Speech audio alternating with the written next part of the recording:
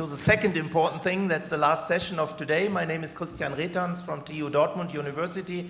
I'm glad to share this session together with Mats Almasakli from Vermont in the US, so not so far away. And we will guide you through the session, writing some notes, and hope to get a good discussion. And the session is about microgrids, different aspects of microgrids. We have 4 presenters. And the first presenter is Enrique Vera, and he's from the team from University of Waterloo, from Claudio Canizares, and as another co-author is Merdat Pirnia. So, please. And we take the time as well, 15 minutes as usual. Thank you so much for the introduction. Good afternoon, everybody. My name is Enrique Vera. I am with Electrical and Computer Engineering Department at University of Waterloo, and I'm here to present our work entitled Integration of Renewable Energy Sources for Low-Emission Microgrids in Canadian Remote Communities. The outline, first motivation and objectives of this work, description of the model and what is planning, a case study and results, and final remarks and conclusions. So the motivation and objectives of this work: Canadian remote communities are in distant locations. For that reason, they can have extreme weather conditions. For the same reason, they have different energy consumption patterns. The way they use the energy is different. At the same time, they have a high dependency on diesel generation, and they are not connected to the bulk power system. They are isolated. These communities are nearly 40% of Canada's land mass, are massive and sparsely populated. So what is the problem that we are trying to solve here? Is the electrification in remote communities, which is expensive and highly polluting.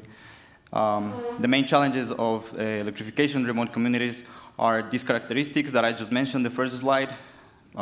They are far, they are dependent on diesel cost, and of course the environmental impact of diesel. The solution for this, or one of the possible solutions recommended, is the deployment of microgrids. Why microgrids? Because they provide access to cheaper, cleaner, and more flexible and reliable electricity. And they are based on a wide variety of DERs, such as renewable energy sources and energy storage systems, such as batteries and hydrogen systems. Why hydrogen systems? Well, they are relatively new with high market potential.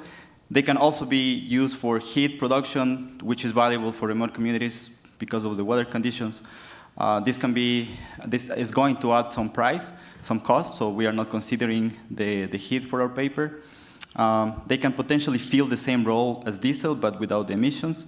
And since the capital and operational costs are declining, they are eventually going to become economically viable. So what is planning, or what we want to do in a planning model? Planning is a strategic process that justifies the installation of new and the upgrade of existing equipment. What we want to do with a planning model is decide on the optimal size and mix of renewable energies and non-renewable energies and storage systems. In the case of hydrogen systems, we also need, besides the fact that we have to find the size of the fuel cells, we also need to decide what is the size of the storage and generation of hydrogen. We formulate this through an optimization problem where legal, political, financial, geographical, and environmental restrictions can be included, which is going to guarantee flexible and economic operation of the microgrid. So our planning model uses a mixed integer problem framework, where the objective is the minimization of the net present cost of total cost, including the capital cost and operation and maintenance cost. We have 3 types of variables: binary, representing the hourly on and off status of diesel generators, charging and discharging of batteries, and charging on discharging of the hydrogen tank, and the purchase of new diesel generators. Integer, we use integer variables to represent the investment in renewable energy sources, except for solar, because with solar you can add fractions of it's really versatile, so we can add fractions of solar power. And then continuous, we have generational power output, the state of charge of batteries, and hydrogen storage systems. As the inputs, we will need estimated parameters such as electricity demand and renewable energy sources availability, and technical and economical parameters that I'll explain in a little bit the importance of these parameters. So the outputs of our model are mainly the net present cost of the investment, operation and maintenance, and fuel consumption. We also get what is the full fuel consumption for the whole planning horizon. And the capacity additions in our model happen every year, so we know exactly what is the capacity that we need for solar, for renewable energies and energy storage systems that need to be added for the microgrid for every year. From there, we can infer what are the monetary and emission savings. So as I said, the objective function is basically the summation of the net present cost of the capital, operational maintenance, and fuel costs. And the constraints are going to represent the hourly operation of the remote community microgrid, and they are going to help us decide the time of the installation and the size of the capacities needed in the long term for diesel, renewable energies, and energy storage systems. So the constraints are pretty much the commissioning of a new generation, the supply-demand balance, and since this is a deterministic model, we include operating reserves to account for the variations in the solar and wind generation. Limits on availability and service life for diesel generation, availability for solar and power generation, and the constraints for batteries and for the hydrogen system. So our case study, it's in a community in the north of Canada called Sanikiluik. Has around 800 residents. The demand is pretty much residential. There are some government buildings plus education centers. This is the main place for trade and commercial life. QEC is the power utility, and as we mentioned before, the main source of the only source of generation of this community is diesel. So some assumptions here, we use a representative day of each month. So we are considering 288 hours for a year. Economical parameters such as the discount rate, cost of diesel. We have a window of investment for renewable energies and energy storage system of 5 years to allow for pilot projects. And then diesel can be included between the 3rd and the 10th year for a 20-year planning horizon. We consider reserves of 50% of wind, 20% of solar, and 10% of load.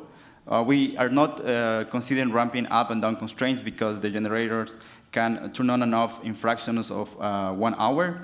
And then we need some standard condition constants, such as the temperature. We consider that the batteries can continually charge and discharge for 4 hours. And as I said, this is a deterministic model, so we are considering that the demand is going to grow at 1% per year. And the minimum load for the diesel generators is going to be 40%. Because we're really interested in including hydrogen in our model, so we want to have at least one hydrogen system. That means that we need at least one electrolyzer, one hydrogen tank, and one set of fuel cells. In addition to this, 1% of the annual energy supplied has to be through solar and or wind. We have 9 scenarios. The first scenario is going to be business as usual. That means the microgrid operating only with diesel generators. And then we have 4 cases where the resources available are diesel, solar, wind, batteries, and hydrogen. And then we also run the simulations for the cases where we don't have batteries, no hydrogen, and no diesel to have a 100% renewable scenario. And then in the other cases, we don't consider solar. We have available diesel, wind, batteries, and hydrogen.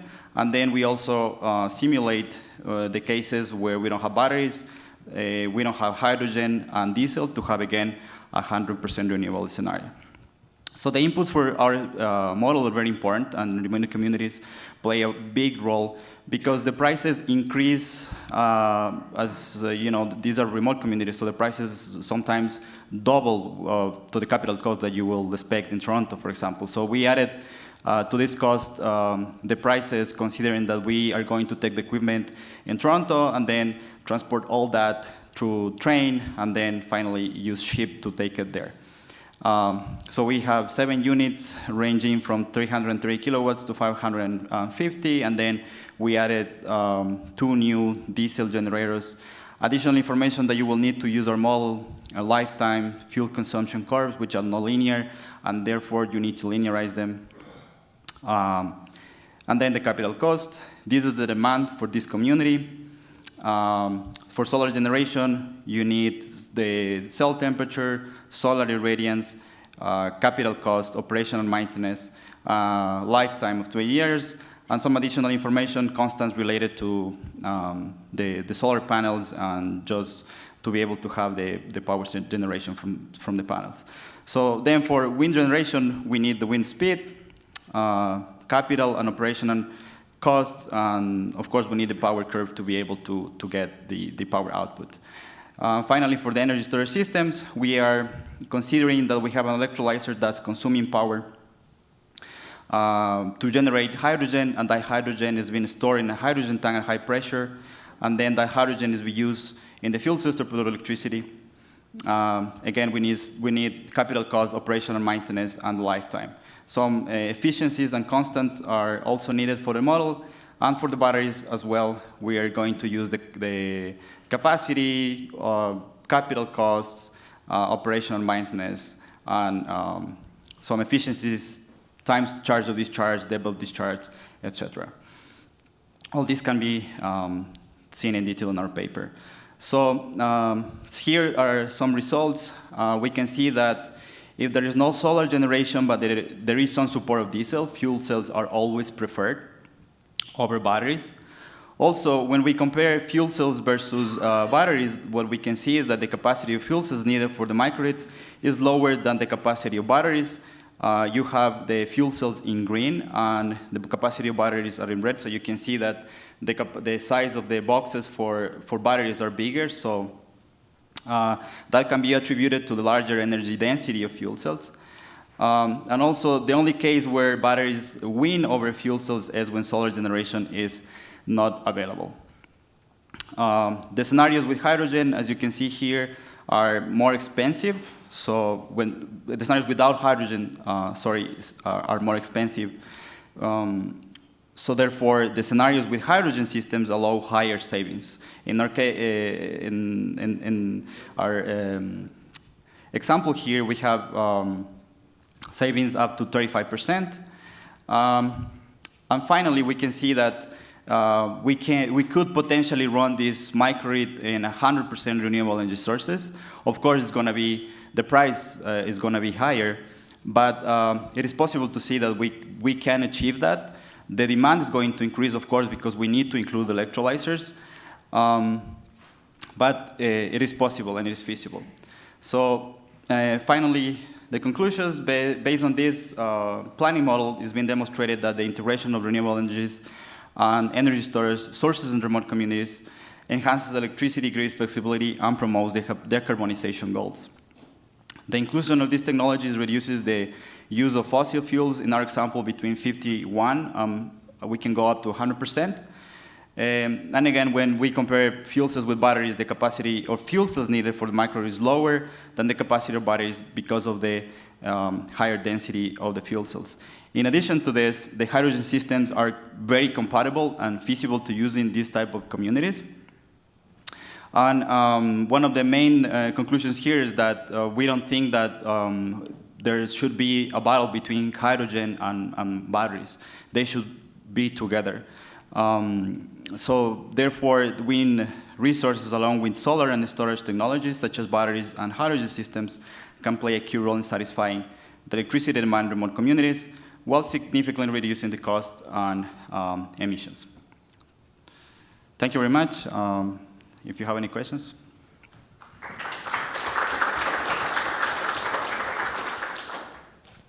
Yeah, thanks a lot. Please. João Peças Lopes, University of Porto. Thank you for your interesting presentation. I agree that so hydrogen and batteries, they are complementary. Mm-hmm. But I would like to hear from you about the kind of operation you adopt for batteries. I suppose that batteries are more on a daily cycles, and hydrogen for, I mean, weekly use or even more than that. What can you elaborate on that? Yes. So because we're doing the long-term planning, right? We're not looking at day by day. So we have an average of the demand for every month. So we pretty much have 1 day for every month. So we don't see that picture, right? So we can't see hour by hour or day by day. We just want to see the big picture and see how the fuel cells can interact with batteries. Yeah. Thank you for your question. Yeah, I have one question on page number 16. You said the dollars. Was it savings or was it cost? Yes, let me go back. Yeah, somewhere there. On the right side, it was some.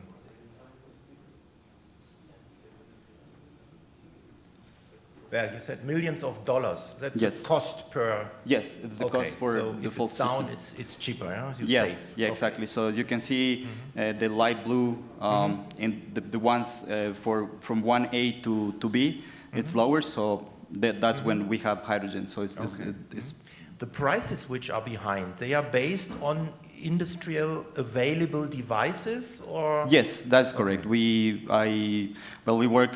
We contacted companies. They gave us the prices, and then we found how much is going to cost to transport this equipment based on the weight and sizes from Toronto to the port, and then from the port, how much is going to cost, size, weight, to ship from the port to to the community. Yeah. Okay. That's correct. Great. Thanks a lot. All the other questions we will take later. Thanks. Thank you. Then we proceed with our next speaker. It's Carlos Espinosa. Here you are, from the back.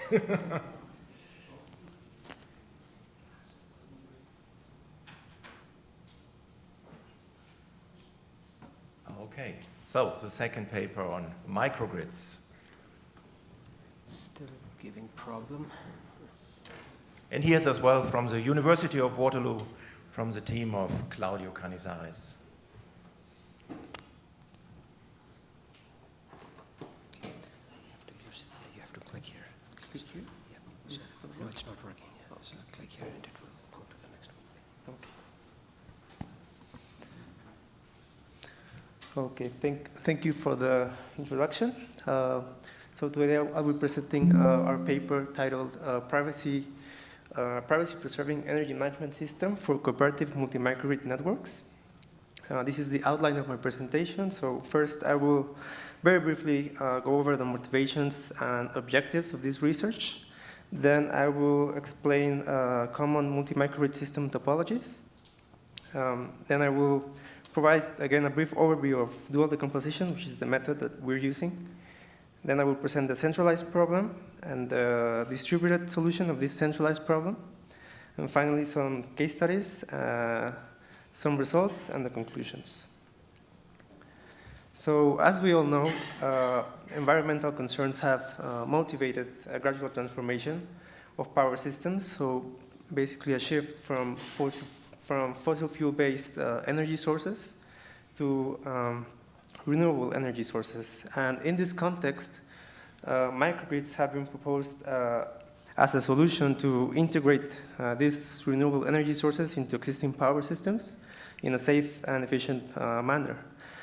And more recently, the concept of multi-microgrid systems has also attracted attention, which basically consists on having several microgrids that operate in coordination. And this enables the inclusion of renewable sources with higher penetration levels. It also enhances the resilience of power systems. And it also generates benefits which originate from the differences in local generation and demand. So the objective of this research work is to model an energy management system of a multi-microgrid network that is suitable for decomposition and distributed optimization. So basically, the goal here is to convert a centralized multi-microgrid problem that requires complete knowledge of the parameters of all microgrids into a distributed problem that each microgrid can solve individually and find the same optimal solution. Now, in the context of multi-microgrid topologies, in the literature, the reported topologies can be categorized into three topologies called radial, daisy chain, and mesh topology. So in the radial topology, we basically have each microgrid connected directly to the main grid. In the daisy chain, we have, again, the same connection to the main grid, but also each microgrid connected to adjacent microgrids. And in the mesh topology, we have a fully interconnected system, so basically all microgrids connected to each other and to the main grid as well. Now, of these topologies, the radial topology is the most realistic, considering the physical interconnection of microgrids to the distribution system. So based on that, in this work, we are assuming this radial topology.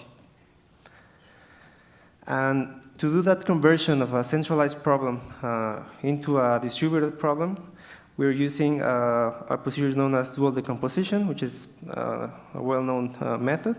So I'm going to very briefly go over how this works based on this generic optimization problem. So here we have an objective function that is convex. And the main feature here is that this function is separable across I. And we also have a set of constraints that is also separable, but there's also a set of constraints that is not separable across I. So this set of constraints are commonly referred to as complicating constraints. So in dual decomposition, what we do is we dualize the set of constraints, moving them to the objective, multiplied by their corresponding Lagrange multiplier. And we form this, we have here the minimization problem is known as the dual function. And then to find the solution of the original problem, we maximize this dual function over the Lagrange multipliers. And if we fix this Lagrange multiplier to a constant value, we can then decompose the dual function into a set of subproblems corresponding to each index I. And once we have the subproblems, we can solve this in a distributed fashion. And that way we can carry out the maximization over lambda. So the model of the multi-microgrid system is basically like a cost minimization problem. In the objective, we have we consider a typical quadratic cost function of generators, and we have terms associated with power being bought and sold to and from the main grid. And then we have our set of constraints, which are basically a power balance constraint that takes into account the power exchanges among microgrids, a limit for the generation in each microgrid, then the constraints that limit the capacity of the point of common connection, and a bilinear set of constraints which ensure that the power exchanges among the two same microgrids do not occur in opposite directions. So this is the centralized multi-microgrid problem. And as I mentioned, one of the requirements for the dual decomposition is that the objective function should be convex with respect to the coupling variables, which in this case are the power exchanges. So to meet this requirement, we're adding a convex quadratic power transfer cost function defined as shown here. So in this function, beta is a scalar, which is chosen as small as possible. Considering that the cost of power transfer is very low in microgrids. So the objective function of this modified centralized problem is basically the same original objective function, just with this added term. And now, to actually apply the decomposition, we have a set of variables associated with the power exchanges are preventing decomposition. So we have to introduce an auxiliary variable that represents this epsilon m, which represents the total power solved by each microgrid. And by introducing this auxiliary variable and replacing this in the formulation, we end up with a problem in which the only complicating constraint is now this, the definition of this new auxiliary variable. So once we do that, we can then go ahead and apply the decomposition procedure. And after, well, the way to separate the problem by microgrid is basically formulating the local problem of each microgrid in terms of having each microgrid optimize the total power that it's selling to all the other microgrids, which are variables epsilon, and the individual powers that each microgrid is buying from the other microgrids. So this is the key step in being able to separate this problem by microgrid. And yeah, as you can see here in this figure, basically each microgrid optimizes the total that it's selling and the individual power that it's buying from other microgrids.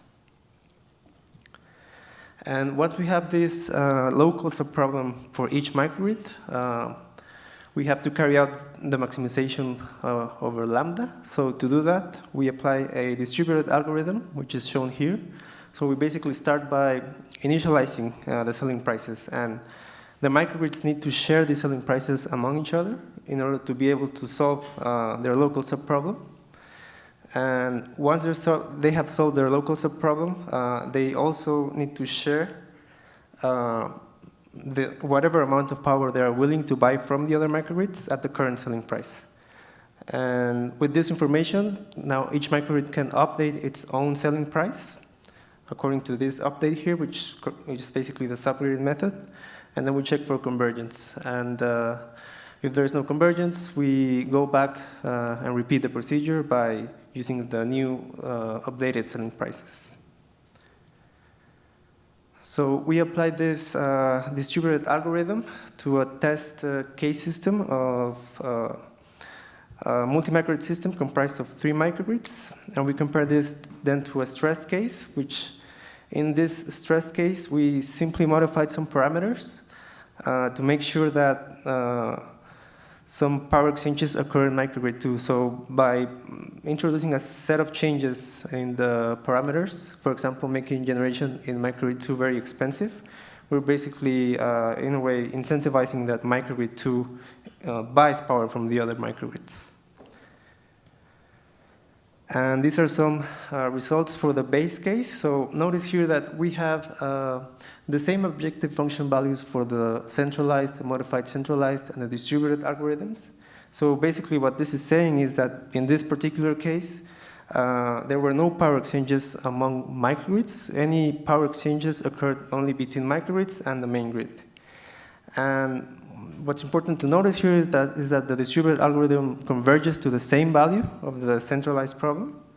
And these plots here show the convergence of the selling prices on the left. Then on the center, we have convergence of the dual objective function value. And on the right, the convergence of the duality gap. So we can see that it's converging to 0. So this indicates that the distributed algorithm is working. And then for the stress case, notice here that in this case, we actually do see some difference in the objective function values between the distributed and the centralized problems. And this difference actually, well, it comes from that added power transfer cost function in the objective function value. So in this context of solving this problem in a distributed way, this cost can be regarded as a trade-off for attaining a decomposable problem. So notice here that this cost is very small compared to the objective function value, which is what we're looking for here. And again, these are plots of the convergence of the selling prices, duality gap, which again show that the distributed algorithm is working as expected. And finally, we have here some comparison of the operating costs of microgrids operating individually and in cooperation. So here we see that when these power exchanges are enabled, all the microgrids are actually benefiting from these exchanges, which also in turn reduces the overall operating cost of the system. So to summarize, in this paper, we presented the model for a multi-microgrid system that considers power exchanges, and the main feature here is that it's suitable for decomposition, and it can be solved in a distributed manner. And the main benefit of this is preserving the privacy of each microgrid. And we showed that the distributed algorithm is converging to the solution in a reasonable execution time, and also that the operating costs of all microgrids improve when engaging in these power exchanges. And just a final remark. So in this work, the model used was a very simple model.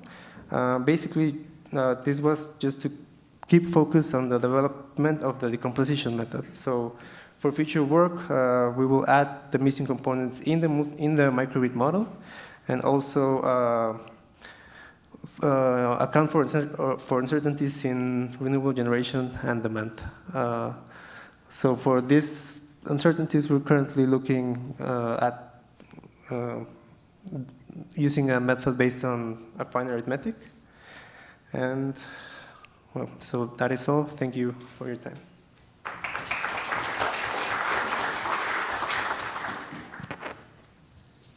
Yeah, thanks a lot.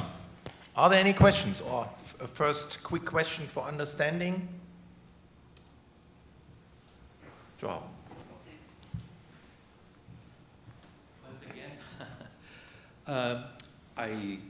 I think I realized that from your presentation, all your microgrids, you assume that you have a thermal generation. Yes. Okay. Mm-hmm. And what about if you don't have it? Because you can consider that some microgrids could even be based mainly on renewable power sources together with batteries. Mm-hmm. Yeah, are you capable to cope with that, to manage that specificity in that case? Because this is something that is taking place. Mm-hmm. That is to assume that you also have microgrids that are only based on renewable resources. Right. Thank you. Well, actually, so if we add all of those resources will be local to each microgrid, so they can be accommodated. But for applying the distributed algorithm, we actually require in the objective function to have some convexity. So that convexity is coming from the quadratic function of the thermal generators. So in this case, at least, yeah, I think to be able to apply the decomposition, we need a quadratic function. So, yeah. No. Okay. Maybe one quick question. Gregor Verbich, University of Sydney. So I'm just, I want you to clarify your assumption of the daisy chain topology and even the meshed one. Yeah. What would that represent in practice? Because my understanding is that microgrids are regional communities located far away from the main grid or even isolated. Mm-hmm. So that effectively means that you are duplicating the transmission infrastructure. You already got the main backbone, and then on top of that, you're building another transmission line to connect microgrids together. So can you give a real-life example where that would make sense? Well, actually, at least to the best of my knowledge, there are no real-life implementations of multi-microgrids yet. So I guess one possibility could be in existing distribution systems, making like a segmentation of the existing distribution system and forming this way the microgrids. That's something that some papers propose. But yeah, I think even in that case, the most realistic topology would be, well, what I call the radial topology, which would be each microgrid connected at a single point to the distribution network. Maybe just for everyone's interest in Western Australia, Horizon Power, who is responsible for energy supply in remote communities. So they are now transitioning to that microgrid model. So there are regional communities connected to the main network, but the main network is usually one single line and quite unreliable. So they are now transitioning to a microgrid model where they still keep the grid connection, but eventually they will stop maintaining it. So eventually all those regional communities will become isolated microgrids. And there are even cases where they don't use diesel. So to follow up on Joao's comment, so only wind, solar, and batteries with grid forming capability as a backup. Right. Yeah, okay, thanks a lot. All the other questions will come later. So we proceed with our third presentation, and it will be presented by Ada Grillo-Pavani, and she's here together with the co-author Rodrigo Ramos. He is here as well, and Artur Piardi and Tatiana Fernandez. And yeah, as well, another nice paper on microgrids.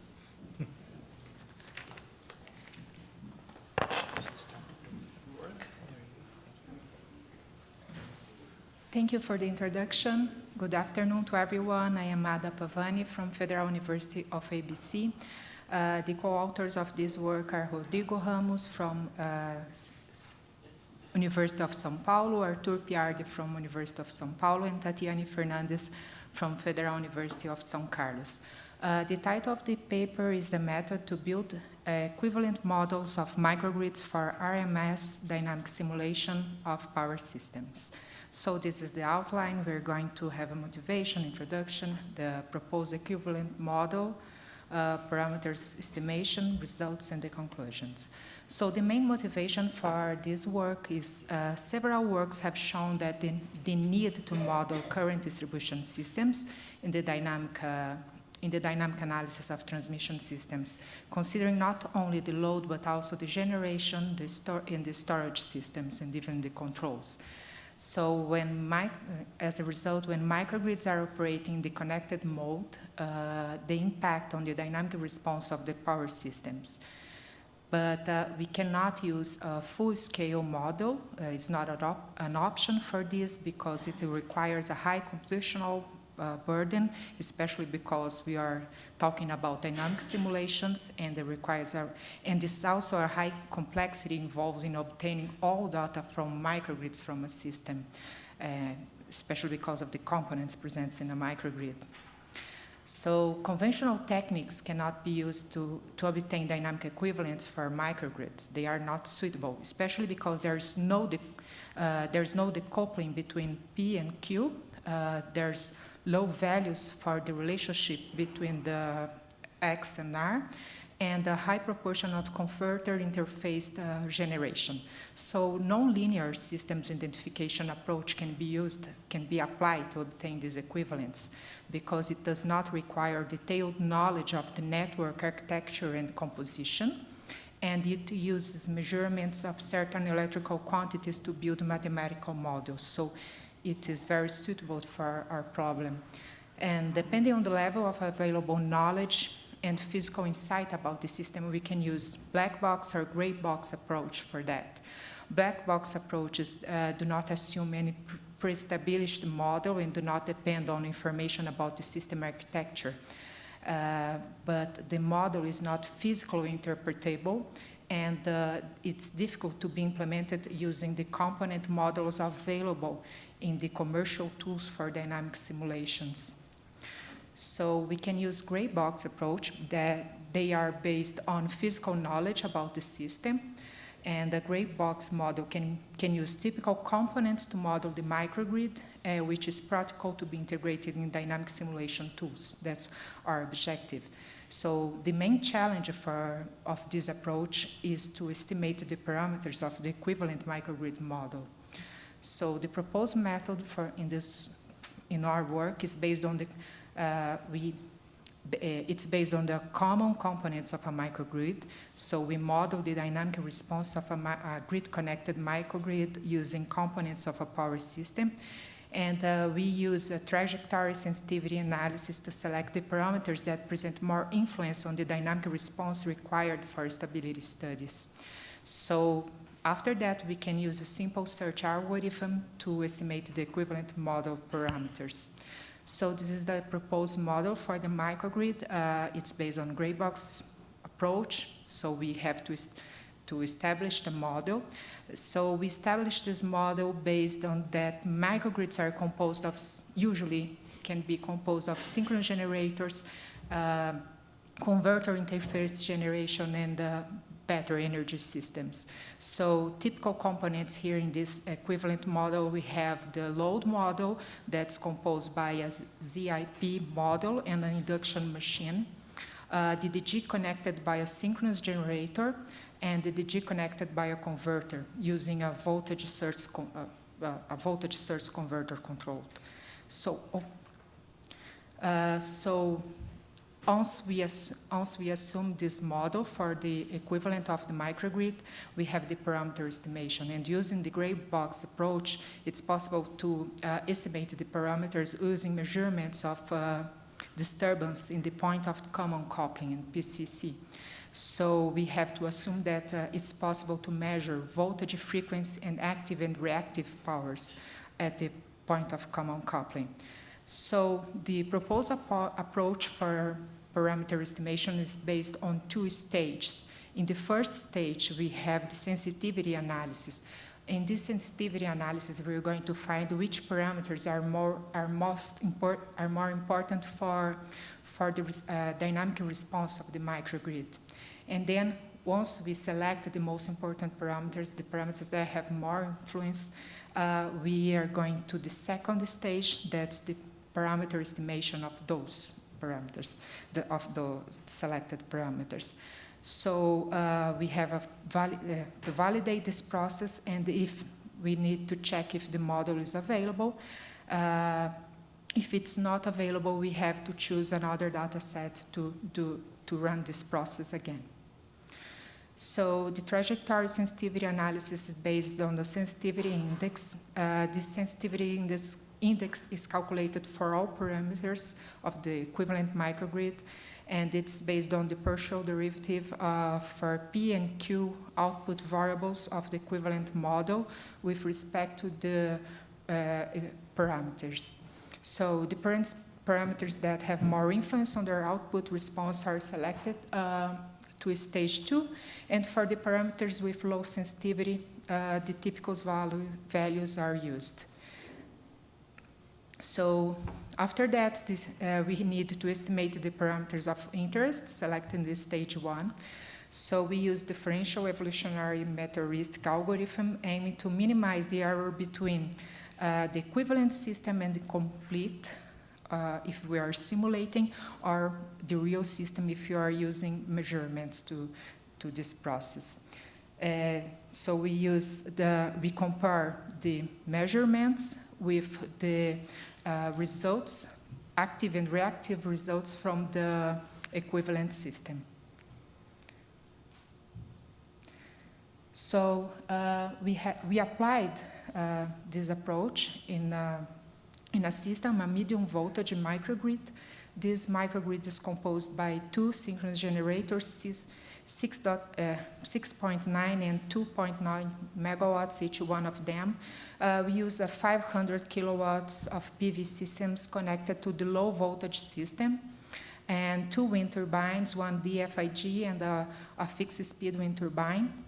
And we use 15 megawatts of load. So the Gs here, it's important that, especially because the first two works, they are connected in the grid connected mode or grid following mode. This system is modeled in MATLAB, and we apply a three-phase 500 millisecond short circuit at the point of common coupling with a fault resistance of 2 ohms. So here we have the results of the trajectory sensitivity. So we could find the parameters that have more influence on the response of the dynamic response of the equivalent system, and then we could select the parameters that are going to be estimated in the next stage. So in the next stage for parameter estimation, we use differential evolutionary algorithm, and the initial population is composed by 30 individuals. So we have here the settings for this evolutionary algorithm, and we use the search space of each parameter is limited between 80 and 120% of the typical range for these parameters.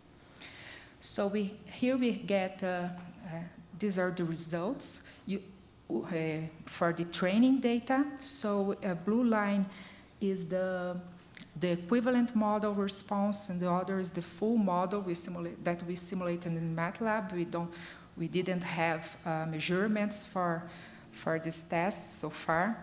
So as we can see, the response from the equivalent model presents a good match with the complete system, and from the qualitative viewpoint with the full model for the power exchanges. So here we have another validation. We changed the fault for 700 milliseconds with a different fault resistance of 7 ohms, and we also had a good match between the equivalent and the complete system. So as the conclusions, the proposed equivalent microgrid can represent a microgrid in grid-connected mode. The equivalent network can be easily integrated into computational, commercial simulation tools to evaluate the dynamic behavior of electrical systems, and the use of trajectory sensitivity analysis reduces the search space dimension, becomes easier. So therefore, it was possible to use a simple search algorithm to estimate the equivalent model parameters, increasing the applicability in industry practice. So thank you for your attention.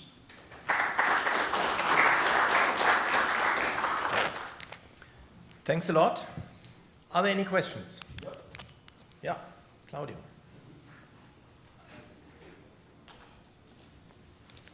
And there's only one question. People have to be fast, huh?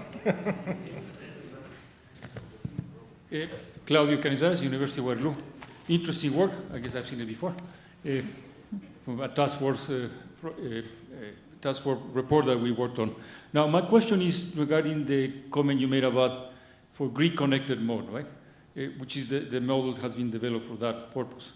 Now, can you elaborate on how would this work if you have an isolated microgrid in which now frequency is not fixed, right? Changes, and you need to now predict or determine the frequency control. Can you comment on that? Okay, we didn't consider an isolated microgrid first because we were focusing on the power system simulation and on the transmission simulations. But I think it could be possible to use for isolated simulation because we use the frequency measurements for that. But I'm not sure if we're going to need more elements in our equivalent system to represent more accurately the frequency variation on this model for an isolated microgrid. I have a quick question. How robust is your model when there is a structure of the microgrid changing? For example, there's a machine which is switching off. Does it still work, or? Yes, probably we are going to change the parameters because if the structure changes, but you still have a synchronous generator, converter-based generator, the proposed structure is okay, you don't have to change, but probably you're going to estimate the parameters again. Okay, great. So then, thanks a lot for the fast question round. And we are coming to our fourth presentation. It's Ali Mirizizani, and now it's about reinforcement learning-based things for microgrids. So he's from Virginia Tech.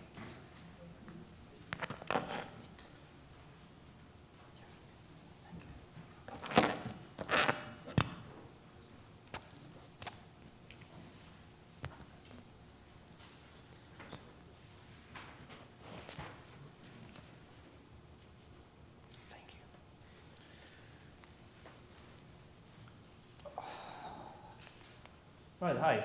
Is the voice okay? Okay. Well, joy of being the last presentation of the day, right? I was looking at the program earlier, and I noticed that my presentation was scheduled in the same presentation, in the same session as two of the Claudio's papers. That brought up memories from about 11 years ago when Claudio was my external examiner on my PhD committee. And he asked some of the most difficult questions. So I hope that, well, always learning from you, Claudio.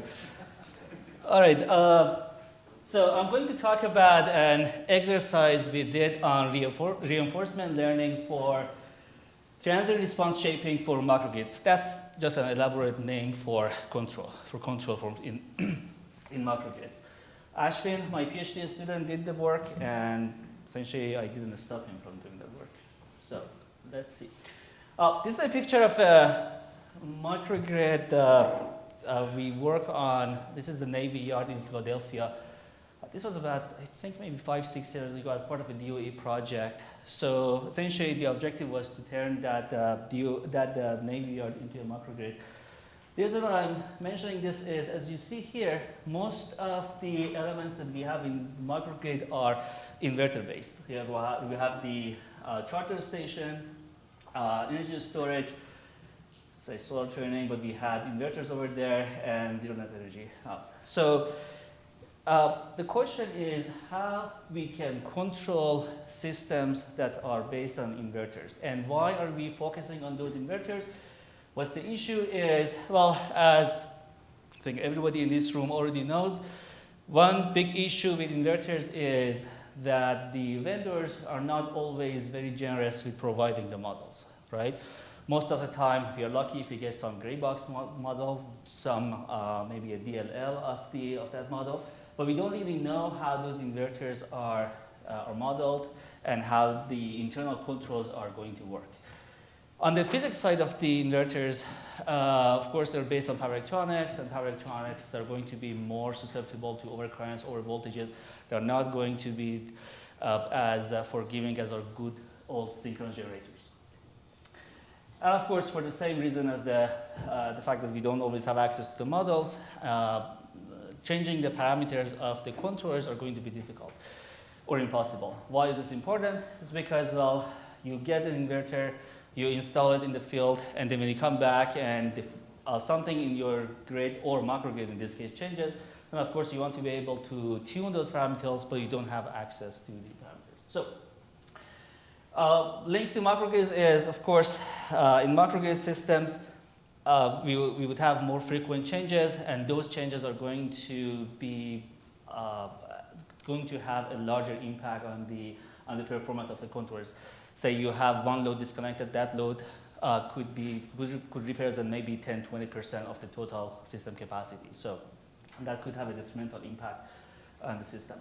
Here's an example. I think we did this on the IEEE 13 bus system. So on the top you see a very simple set point change in one of the DER units that we had in that system. With that change, we got about 15% overshoot, 32 milliseconds of settling time, which was not bad. But the same system, the same type of disturbance, if we apply, if I disconnect one of the loads, then my overshoot is going to be almost double what I had before, and same thing with the settling time. So the question is how we can deal with control of devices that we don't really have visibility into, and essentially how we can make sure that those inverter units are tightly controlled. So, okay. Of course, this is a very crowded area of research, right? There's lots of very good papers, very good implementations of how we can design good controls for inverter-based resources. On a very high level, you can kind of look at them as methods that are based on some analytical formulation and doing some model-based tuning. Or we can look at them as methods that are based on some optimization, maybe some PSCAD modeling, and then running a series of optimizations and doing that, tuning the controllers. And of course, if the question is why are we not going to redesign the controllers when the system changes, here's a set of reasons. First, of course, we need updated system models. We started by saying that we actually do not really have those models. and then we need some computational resources to help us come up with those new controllers, and of course we need access to the parameters of the controllers. Again, all the challenges that we have for inverter-based resources. So what we did was we had kind of an alternate view on this. We said, okay, of course PI controllers are beautiful, all these other linear, nonlinear control methods are beautiful, but let's look at this from a different angle. We are saying that, okay, the controller that I have, I cannot really change it. So what it is that I can change? I mean, I don't have access to the parameters of that controller. So the question is, then what do I have to change? Well, the set point itself, right?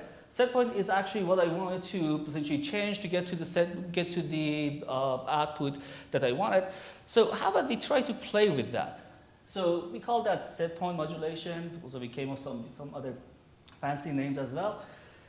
The idea is super simple. So let me give you an example. Let's say I have a system, some device that I want to control, and then the set point for that guy changes from x1 to x2. And x could be anything. It could be power, current. If it's a machine, it could be torque, it could be speed, whatever you want to control. And then in this particular case, when I apply that set point change, I have this large overshoot long settling time with the unmanipulated response. The idea, in a very simplified way, is we try to modulate the set point, and if I do that, then essentially I'm going to get this black response over here that has much better characteristics.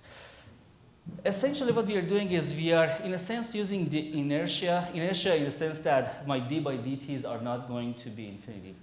So what I'm doing is I'm saying, well, here I sense that I'm going to have an overshoot, so how about I bring down the set point, and then I will make the system try to track this point, but just before it gets to this point, I will release the set point, so I would be able to track the original set point that I had.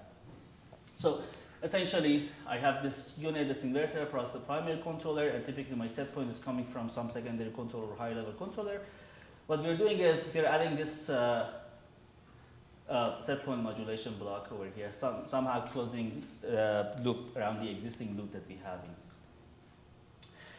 Of course, the question is, how do I do this? We came up with some approach, essentially timing the changes in the set point. And let me show you what happens when we can strictly stick to that. So again, original response of the system. And then this is when I start T1. That's essentially the start of the change in the set point, exactly as prescribed here. And then T2, the time that I release the set point, not exactly then, but you're going to see as I get closer and closer to that value, then I can get, if this works, if I can get this beautiful response. So this is good, but then there are a few questions here. First is, how do I choose this scaling factor, essentially by how much I'm going to bring down the set point? Because we are actually going to predict the system response and the trajectory.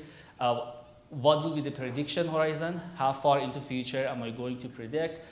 And what will be my prediction approach? So those are all challenges / open questions that we have.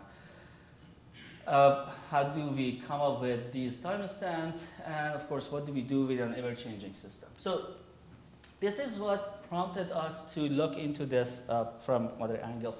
Let me actually mention this. The very first implementation of this approach, of course, we had to come up with a cool name, so space set point automatic adjustment and correction enabled. So the very first version was based on a final state machine. It worked, but it was a bit too complicated, and we wanted to keep everything simple. So we came up with some variation of it. We called it the smooth space. The name smooth actually means that the set point changes are not going to be like step changes that we saw before. We did this because we needed to apply that for machines applications, and machines do not appreciate those big set point type of changes. Step changes.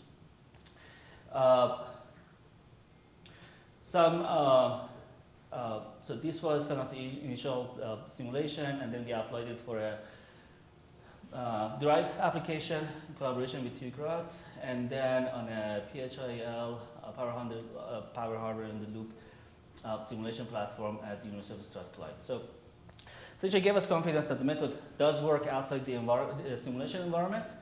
So let's get playful with it. So the question is, how do I make this better? One thing we did not change, or essentially kept constant throughout our simulations, or essentially the experiments we ran before, was that scaling factor. Let's call that M. That scaling factor, we kept it constant.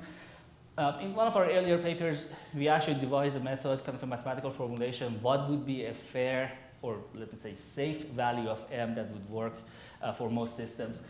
But the question was, maybe we can play with that and get even better performance out of space. So we turned into reinforcement learning, and the reason we did that was, well, some of the features of RL. First of all, we did not have model, which is the case with RL as well.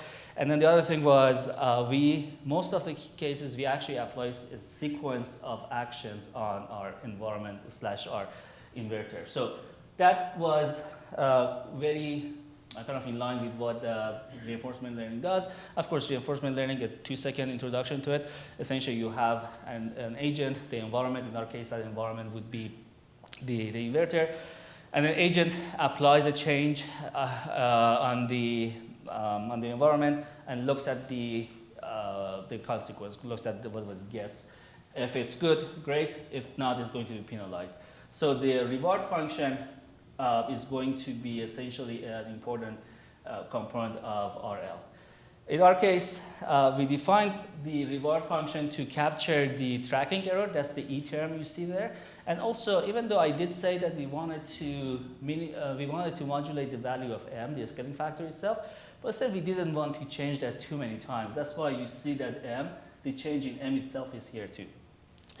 And then, of course, if we had too much of an overshoot or undershoot, more than 20% of the set point, we wanted to penalize that very, very heavily as well. That's why that 1,000 or negative 1,000 reward value that you see over there as well. So we came up with the algorithm, essentially a measure of the sort of action, the reward that we get now, plus a measure of the reward in future. And we did a number of training sets. The system we used here was the Seagrave 14-bus system. We added 3 VSCs. We implemented this in PSCAT. Most of the other work that I showed, the inverters were full switching models. In this case, we used an average model for the VSCs. And then the RL itself was implemented in Python. And they were controlled using PI, the VSCs are controlled using PI controllers. So, and then we came up with a number of scenarios, grid connected, islanded, and looking at the different set point changes in the system, also disturbances like load change and fault. And based on those scenarios, we trained our system. And let me show you some of the results that we got. So the first one is the set point change, some standard case. So one of our IBRs here changes its set point from 0 to 1 per unit. And then we go back, so from 0 to 1 and then back to, I think we go back actually to 0.2 per unit, yes.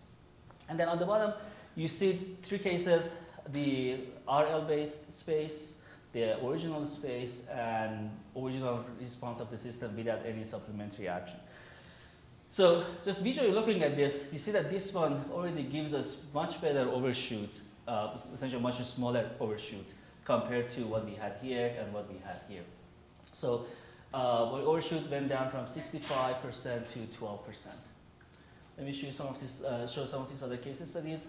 This was a case that I have two of the IBRs. They undergo a simultaneous step change.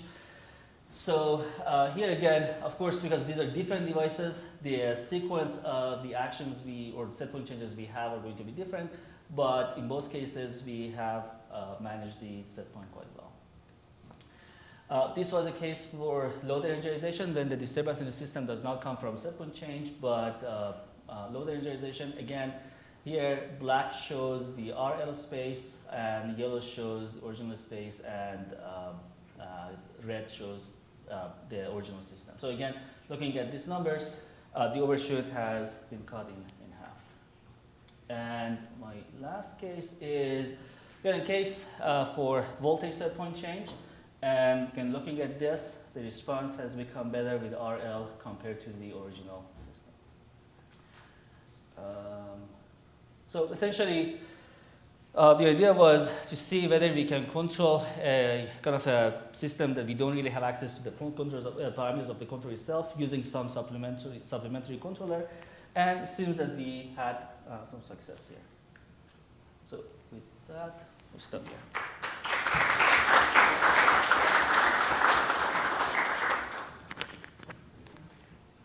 Problem? Yeah, it works. Okay, Patrick. Don't traumatize me.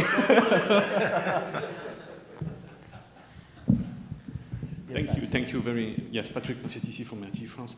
Yes, thank you, very interesting. Just a clarification. When you are performing this reinforcement learning, you can test very, very, very crazy condition. So if you want to apply that in the field, I don't know what, in simulation I understand that you can do that, but for me there is something that is not completely clear. That, of course, in this case you have a simulation, you know the model, you know everything, but when you are performing this reinforcement learning, you can do very crazy stuff to learn. So, right. So is it possible to do that in a real system? That's actually what we want to do. So, so for original space, we have applied it. I mean, I don't call it field. These are still lab experiments. But we had some confidence that original space does work in a more or less practical setting. Because before that, we were concerned about, say, okay, what happens if there is measurement delay? What happens if there is, for example, the effect of the low-pass filters on the measurements themselves? So we know that it works with original space. With the RL space, what we have done is essentially the simulation. We got better results, but we haven't done it yet outside simulation environment. It's something we are hoping to be able to do. One, of course, big challenge there is with any other machine learning based approach is how do I get my data?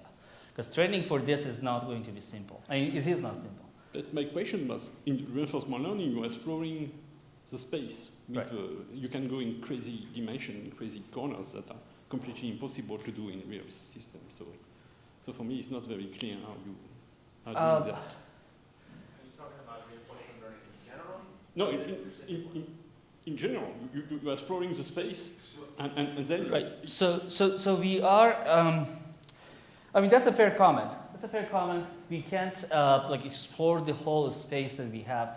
But one good thing is, even regardless of reinforcement learning, I can always fall back to the original space. So I have that kind of backup plan that even, because remember, the whole thing that RL does for me here is it modulates M. So it changes M to get a better result. If I cannot explore, or if I cannot really succeed with RL, then I would use my fair value, my kind of safe value of M that I have been using before. Okay, thank you, I understand. Okay. Okay, I think there are some questions, but I think we take a second one from Rodrigo, and then we go to the big round. Thank you. Rodrigo Ramos from the University of São Paulo, Brazil. Got a question for Professor Sani. And if that's fair for my co-author as well. I understand that you're talking about control, and the previous presentation was about modeling, but I see the same issue of robustness in the two problems. So when you apply the reinforcement learning, then you are kind of trying to optimize. My question is, do you need to optimize, or do you just need to find a feasible solution to your problem? Because if you enter a feasible region, would that be a way of ensuring robustness to your approach? Good question. We are not claiming that this is the best response. So we are not doing optimization. Essentially, it says, okay, well, what I'm getting here is better than what I had before. So look at me, I'm great, right? So that's really what we are doing. Here. The original thought was to make sure the overshoots and undershoots that I get in my response are not going to be beyond the limits of my power electronics. So as long as that's within plus minus 10%, plus minus 15%, I'm happy. So that's the main, in a sense, that would be kind of what I define as the feasible solution that I have. Okay, but if anything changes in the topology, yes. You can still reach a suboptimal response because of you're not trying to optimize. You're just trying to find a feasible solution. Is that correct? That is correct, but because our objective does remain to be lowering the overshoot. So even if the system changes, I will still try to achieve that objective.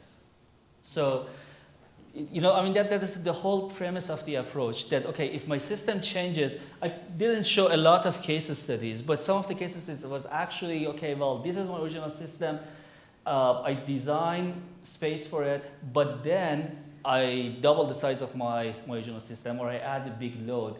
Can I still do well? And at least the case studies that we did show that we are still good. Of course, we are not claiming magic, right? I mean, at some point it's gonna fail, but we have fairly good confidence that it does work. Thank you.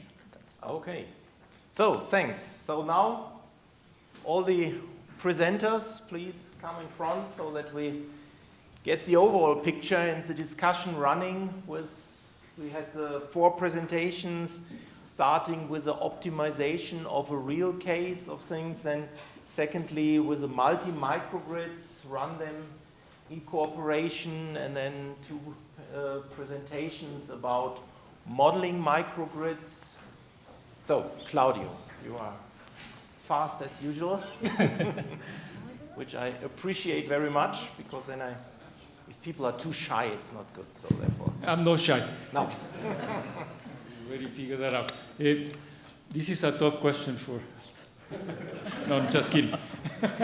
You started it. No, actually, interesting the presentation you made, because we looked at this problem from the optimization point of view.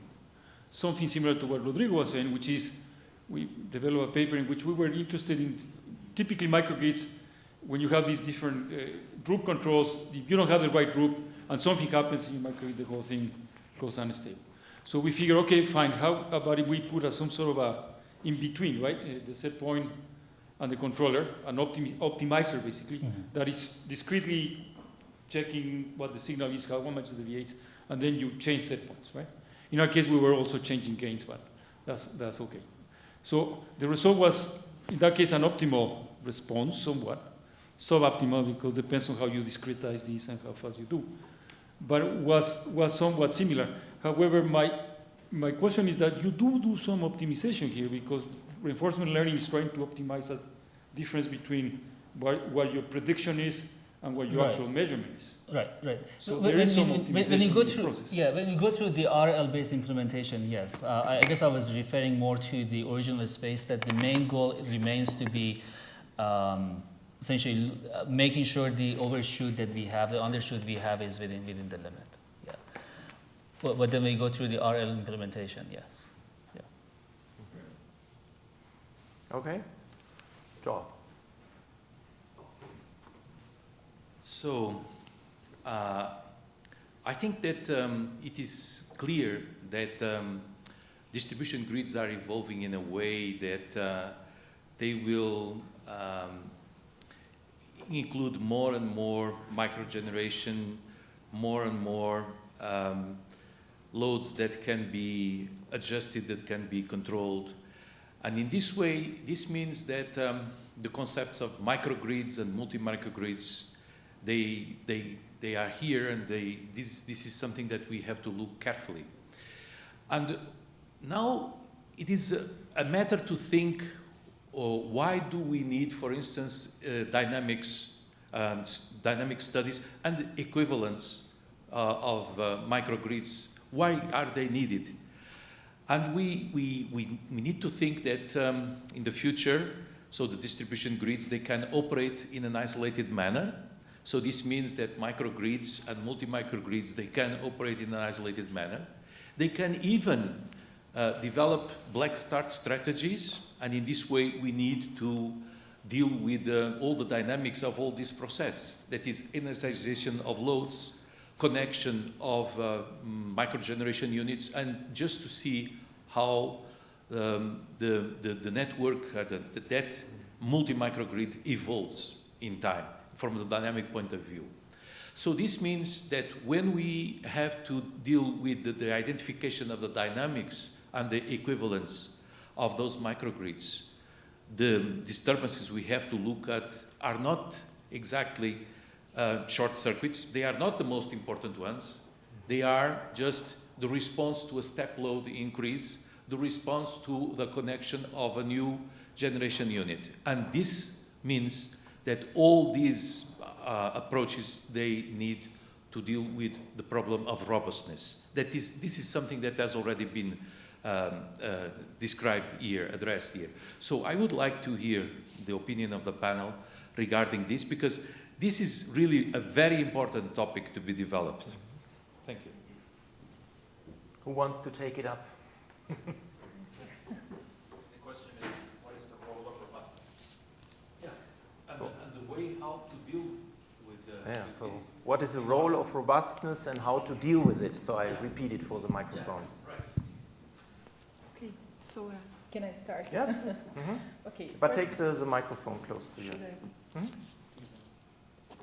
So, thank you for your comments. That are A little bit closer. So first of all, thank you for your comments. They are very important. As you said, there are a lot of changes in distribution systems, and what we are seeing, even in Brazil, that they are impacting on the bulk power system stability. So in our work, the idea is how to model in a disturbance in the power system, in the transmission power system, and how distribution system composed of microgrids can be modeled to represent their behavior. In this first part of our work that we presented here, we consider they in the grid connected mode and the grid following mode. But we understand that we have to advance in different control modes, and includes, for example, frequency and voltage support from distributed generation and from microgrids, and how it can impact transmission systems or sub-transmission systems. So, and probably in the future, how the control of these microgrids can help to keep the bulk power system stability. Yeah, but the problem is not the transmission network. You always do. The problem is not the transmission network. The problem is the distribution network itself, because we have to conceive that it can operate islanded. Okay, so, and that's the reason why we need those the dynamic models, because we will have plenty of microgrids spread all over the the distribution grid, I say 69 kV, and we have to see how to manage, how to cope with that. We have to simulate that, and I agree. If we have to deal with thousands of those elements, and we have to model full dynamic, to have a full modeling, this is quite burden. So therefore, we need to move towards the identification of equivalence.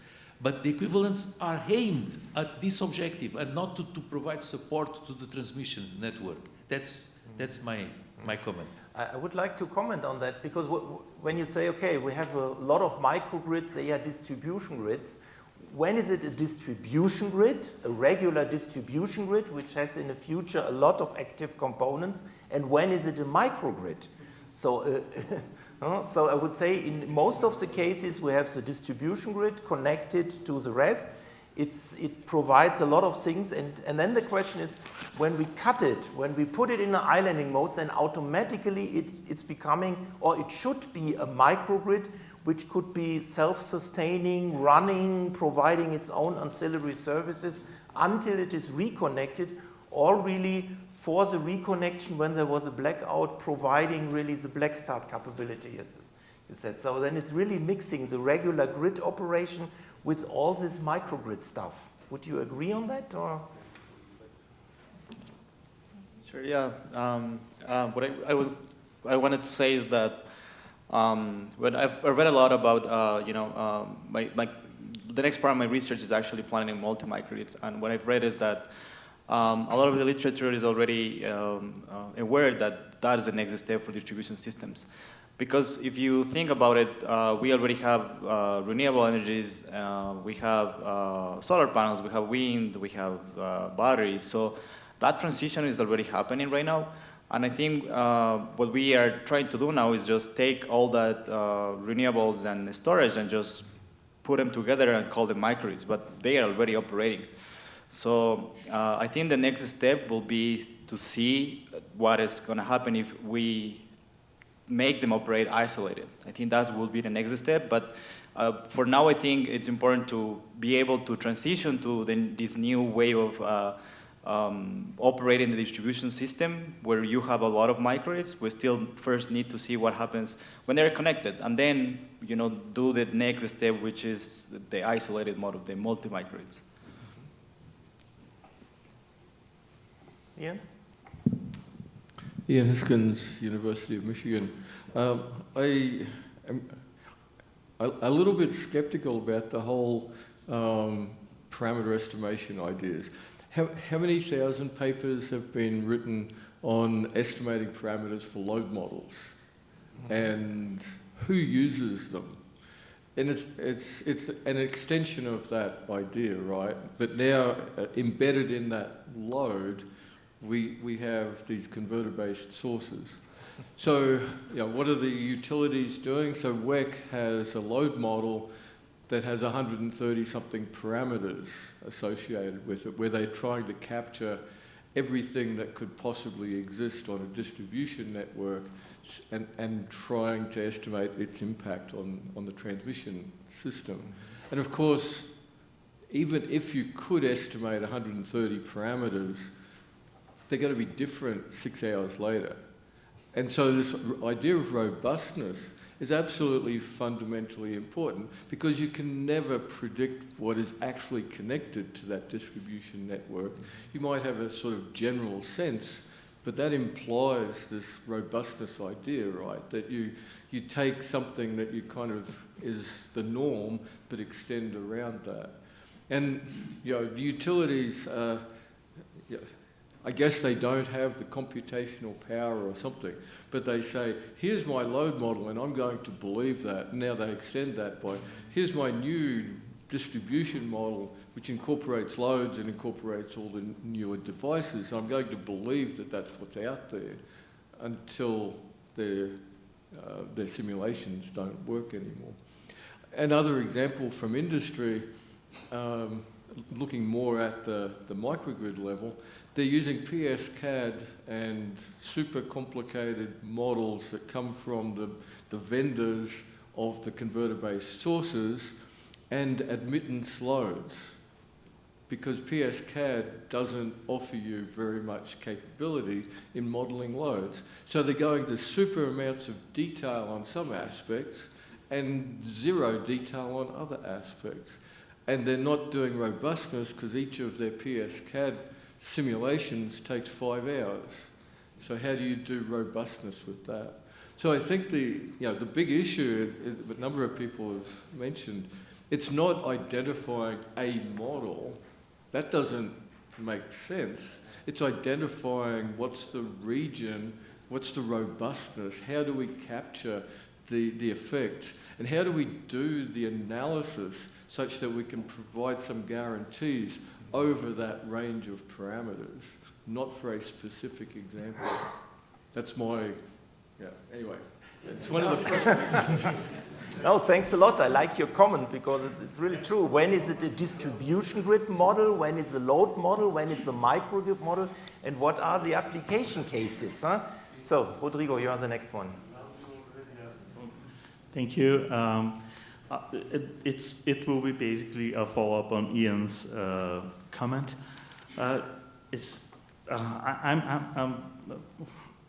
To summarize my point, I fully agree with Ian's comment that it's really the robustness that is more important.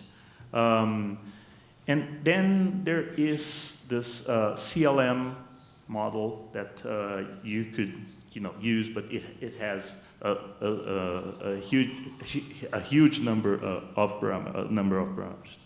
So what I'm trying to, the idea that I'm trying to convey here is that if you try to optimize, you're going against robustness.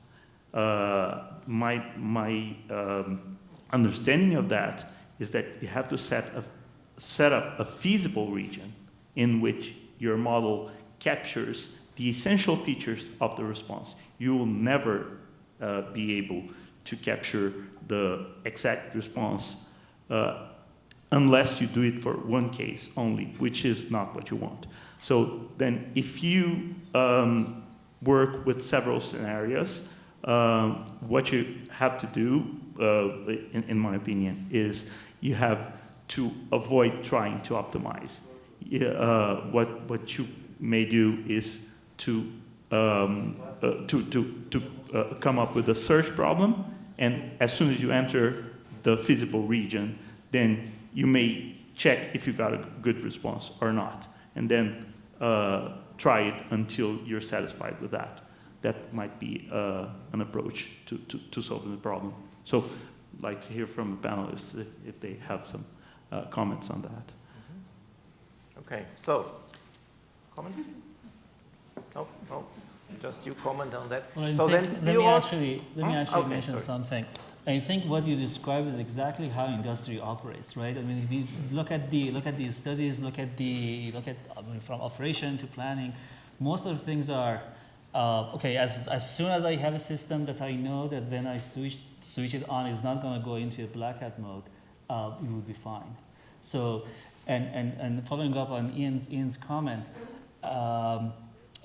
For example, on grid interconnection studies, we have this apparently precise model from the vendor, but then the whole rest of the grid is not probably just a Teflon equivalent. So not much is modeled over there, and then we are doing all sorts of required studies on the response of the inverters. So I very much agree with what you said. Mm-hmm. Okay. So 1, 2, 3, 4. How you want to do it? Okay, so I want to follow up a bit on Rodrigo, and then I have a more specific question related maybe to robustness or generality. Because you can do some, if it's about models or control, if you do want to fit a model that fits several situations, you can do this kind of robust. So you find the best fit, which again is kind of optimization, right, across a range of situations. And same for control could be robust optimal control. So there might be some optimization they're trying to find there. My question has to do with, I don't know if it's robustness or generic, it's going to Ada and Ali.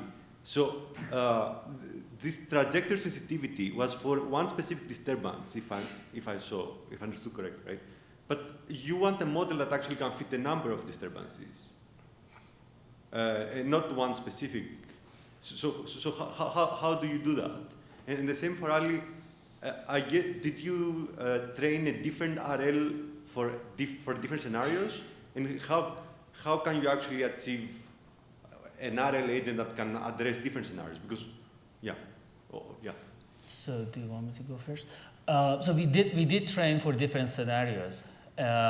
We do not have proof that what we did was going to be comprehensive and for every other single scenario it's going to work, which is very similar to, again, what we do in industry, right? I mean, we tune not even these complicated controllers. We tune 2 parameters, Ki, Kp for the PI controllers, and then we put it out in the... These are robust. The Ki, Kp are robust for a range of disturbances. They're robust, but by the virtue of being a PI controller, not because they're designed to be robust. So for our case, to answer your question specifically, for our case, we have not really looked at robustness in a very systematic way. It would be very interesting to do that. Very difficult to do that. Yeah. So for our case, you're right, we did the simulation for one scenario, for one specific scenarios, but we are considering that, especially for planning studies, usually we have a high load and medium load scenarios to run the studies, so we are considering dividing different parts of the day, and for each part of the day we are going to have a specific equivalent. For main disturbances or for you mean for the bus? Yes, for one specific bus only. That's the border bus. Hello, Antonio Simões Costa, Federal University of Santa Catarina, Brazil. I'd like to go back to Ali, again, to this RL space strategy. Of course, it's you want to reduce overshoot by switching a switching strategy, right? Of the segment. Yeah.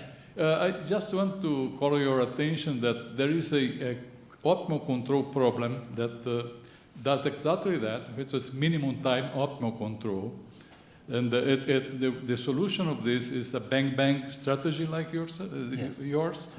But then it's, unfortunately, it's an open loop strategy. It's called bang-bang strategy.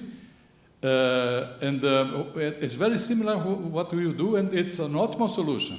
But it's open loop, so it depends on each specific situation. Right. Just a suggestion, you could use a minimum time optimal control solution for a small system, because unfortunately also this is not applicable to large system, large problems. Yes. But it could be sort of a reference for to assess the optimality of your problem. Okay, this is very well known from the people from the optimal control circles. You could take a look on that. Thanks. Yes. Actually, again, when we were developing the original version of the space, we did look into that as well. But main thing is, again, being independent of the model. But we can, as you suggested, we can use that as kind of a benchmark, okay, of how well our controller works. But again, the main thing was that, okay, I'm assuming that we do not have a model of the system itself when I'm applying the original space. So that was the main premise that we had. But as I said, I mean, that's a very good benchmark. I just want to make sure that you knew about this. And if you did, you could have a reference to assess the optimality of your solution, because that's an optimal solution, although it's an open loop, so it doesn't help much. Yeah. Okay. Thank you. Misha Chergov, University of Arizona. I actually want to change the topic a little bit. First presentation, actually 2 presentations, right, from Claudio Group.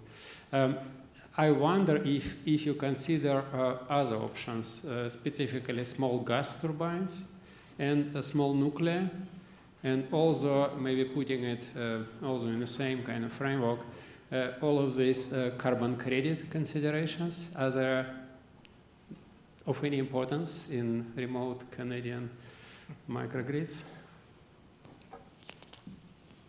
Thank you for your question. Regarding the first part of the question, we consider natural gas. Not for this paper, but we have done some work in that area, and the problem is the same. So the problem with remote communities is that they don't have the diesel, so it's really expensive to bring the diesel there. So it will be the same for natural gas. Unless you have the resource, it becomes really expensive. So in terms of maybe emissions, maybe help a little bit, but in terms of the cost and everything, it's going to be very similar because you have to bring there and it's really expensive. But I thought your idea is to consider different options, and as you said, it's not obvious, right? So did you put it on the same footing? I mean, yeah, it's more options. Yeah, exactly. It can work. It is feasible that if you have available the resource, it can work for more communities as well. And regarding emissions, yeah, the whole idea of this is that to work with the goal of, in this case, of Canada for 2050, we're going to be carbon free. So it's part of that initiative to add renewable energies, energy storage, to be able to have emissions as low as we can. So it's part of that, try to add that. Yeah, but specifically carbon credits, kind of market, right? Elements of it. Will they apply to remote community or not at all? No. No, remote community. No, it does not, at least in the Canadian environment, does not being considered. What they are doing is reducing as much emissions as possible, but not giving any particular credits other than giving you a diesel rebate. That's the way it's working. So reduce diesel without a specific concern about the emissions. If I may, okay. So I just wanted to bring an issue or raise an issue, which is the difference between the robustness that I think Joao was referring to, which more of a system grid support robustness, and the issue that sure, whether it's able to capture that, and the issue of control modeling that Ian was mentioning, which are not necessarily the same. And I think that in terms of robustness, I think what Ali was proposing is supposed to be robust. Because if I understand, it's not a closed loop. You train it offline, but then this thing keeps, right, changing that's the sequential setting. and then getting feedback. So it's not just this bang bang, but it can change and vary in different ways. We'll just sort of show a objective. bang bang situation, but it's not necessarily that case. Yeah. So you do have a closed loop, right? We do have a closed loop, yeah. So that's different than bang bang or the optimal control approach, which is one shot, right? We design it There's once no and monitoring of what's happening inside. So that was the issue that I wanted to raise. And in the case of what Joao was mentioning is that these multi-microgrids are actually happening, are taking place. I mean, we observed that we're working with the Brazilians, actually with the colleagues of Adam and Rodrigo, in which they are basically interested they have all these solar panels. They have all these electric vehicles. And they are thinking that, okay, well, now I can have here, in this particular distribution grid, I can have a microgrid here. Why would I have a microgrid? Because at some point, we're going to lose the upstream. So the intention is to eventually have these resources. The other idea was, okay, now if I have what is happening in Canada, for example, is you can build a microgrid, you have it yourself, you can serve that area, and then you can benefit from that by selling power to the grid, or selling power to your networks, to your neighbors. And that's the context of this P2P, right? So in all that context, I think we need to consider all of these issues. You have these islands that can work independently, but also can work together, which is what Carlos was showing, how you cooperate, right? Thank you.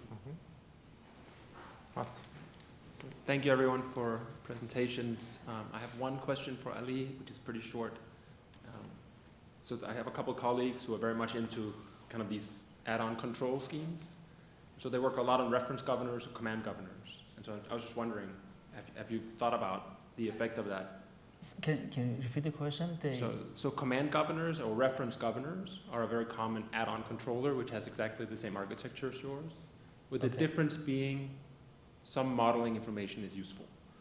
And so you're saying you're model agnostic or model free? Yeah. I prefer to use not using a black box, but a gray box, because we do some training. So that means that we know more. I mean, we have some experience with the system. It's not that the system is completely foreign to us.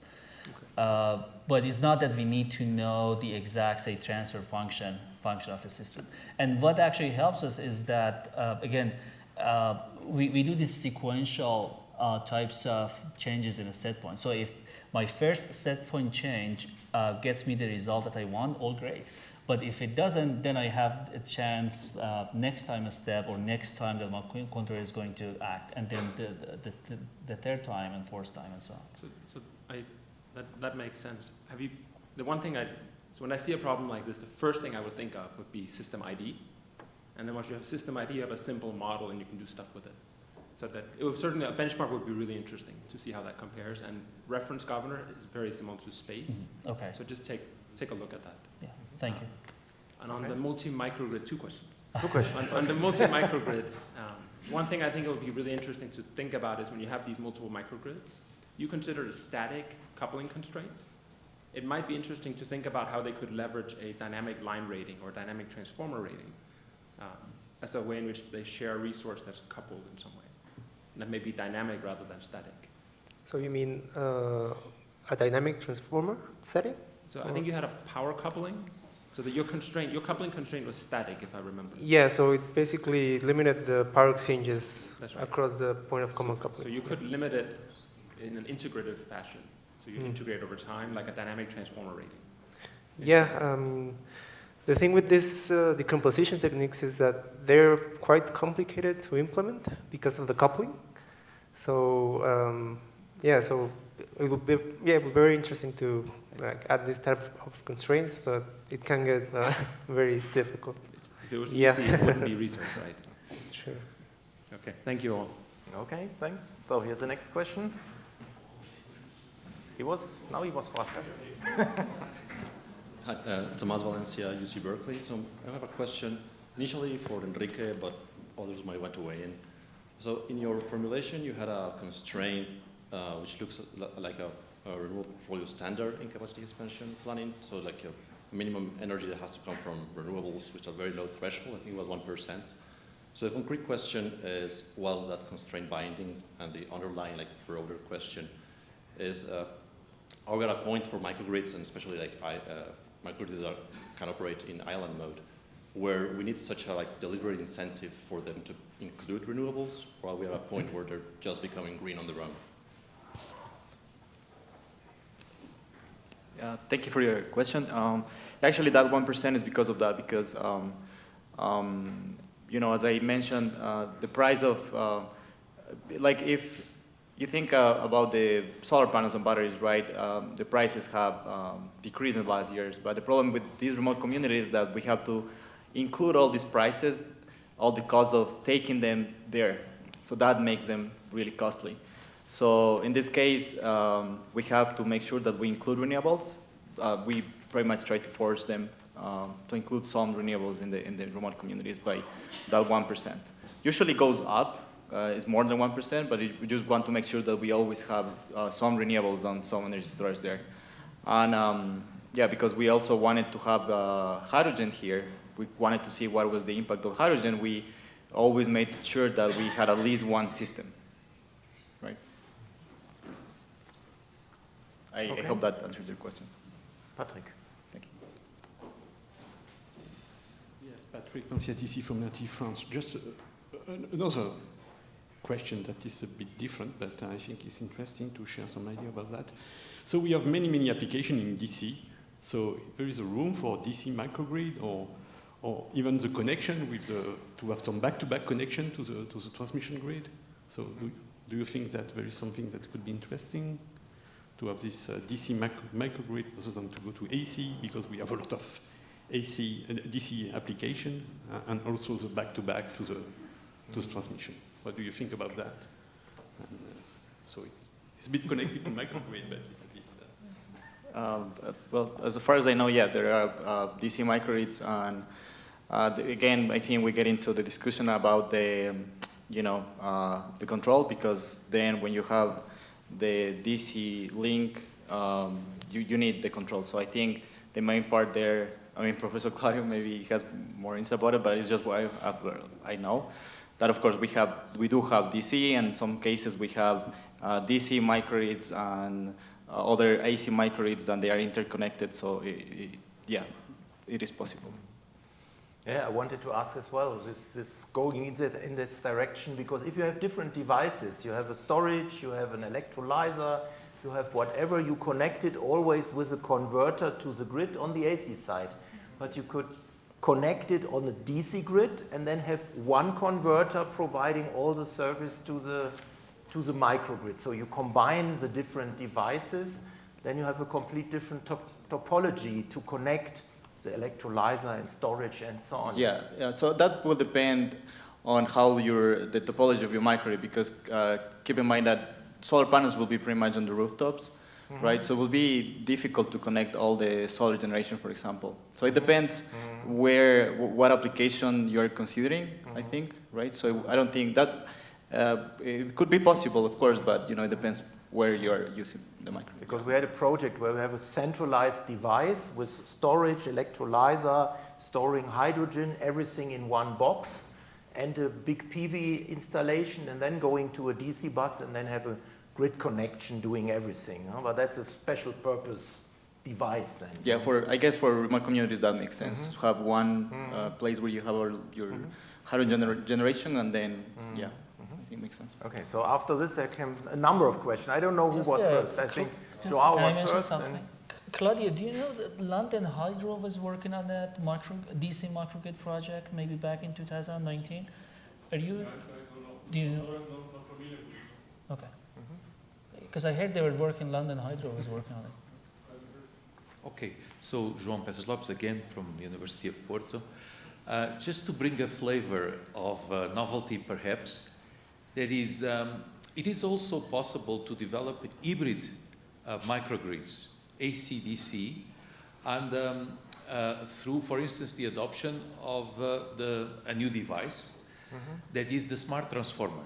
So in fact, the smart transformer are two converters back to back. They share the DC bus, and on the DC bus we have a connection to solar PV panels, to charging electric vehicles, some loads that are fed from DC side. So this is something that we have been developing lately, and there is a fantastic new field of research on that topic. So the development of microgrids using the smart transformer. Of course, you may say, okay, but why smart transformers when the magnetic transformers are the most perfect electric machine that exists with the very, very high efficiency? The problem is that it brings a lot of flexibility to the operation of the network in this way. And so this is something that we need to exploit in the future. Thank you. This is just a comment. Spiros. Another comment, actually. But, so about DC microgrids, because I was part of this DC microgrid scoping study that the national labs in the US did back in 2015. Los Alamos actually was the one leading that. And at that time, okay, we didn't include electrolyzers at that time, and also maybe prices were different. There are a lot of benefits with DC microgrids, but what we found out is that in terms of price, or economics anyway, the interconnected DC microgrids are not cheaper.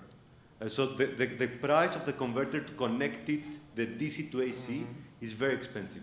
So for remote applications, it has been the best option probably, but these interconnected AC-DC microgrids did not show a lot of benefits. That was 7 years ago.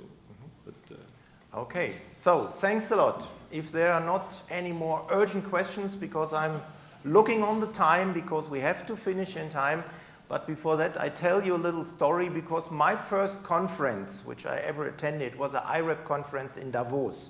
And during that time, there was an evening session after dinner from 8 to 10. So you can be extremely happy to be here today, that we conclude the day now, and we can very relaxed go to dinner. But you are free to discuss all the questions which are open and still open, and there are many open questions. Ancillary services in microgrids for the main grid and so on. A lot of topics which we have not touched. You are free to discuss it during dinner, but as well you are absolutely free to discuss all other things, issues and private experiences and so on in this wonderful environment.